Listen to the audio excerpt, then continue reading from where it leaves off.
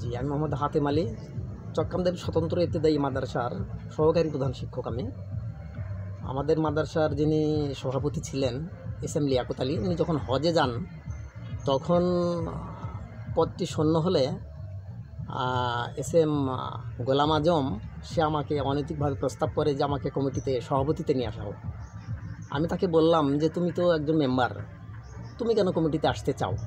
তোমার আব্বা সহ অন্যান্য মান্যগণ্য ব্যক্তি তারা তো রয়েছেন কমিটিতে, তুমি কেন আসতে চাও? এবং সে বলে আরও যে আপনি আইসিটে নেন, আপনি কারি শিক্ষকটা নেন এবং আমাকে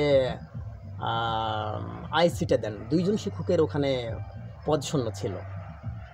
তো আমি তার কথায় ডিনাই করি, আমি তার এই অনৈতিক প্রস্তাবটা গ্রহণ করি নাই।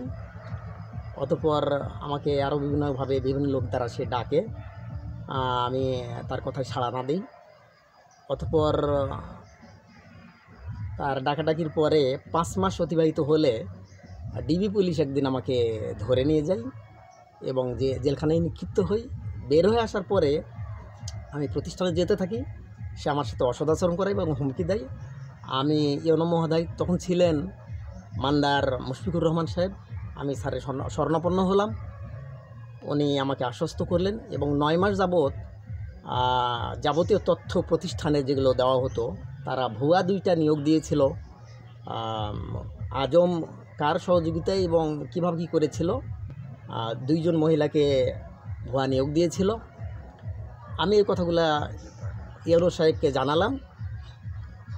অতঃপর সে গোলাম আজম ইউনো স্যারকে গিয়ে আমার কোর্টের কাগজপত্র আদি দাখিল যখন করে তখন তাকে তিনি বিভিন্ন ভাষায় অপ্রস্তুত করেন। অতঃপর সে আমাকে প্রতিষ্ঠানে যেতে বিরত রাখে। মান সম্মানের কারণে আমি বিশেষ করে প্রতিষ্ঠানে যাওয়া থেকে দূরে থাকি আমি।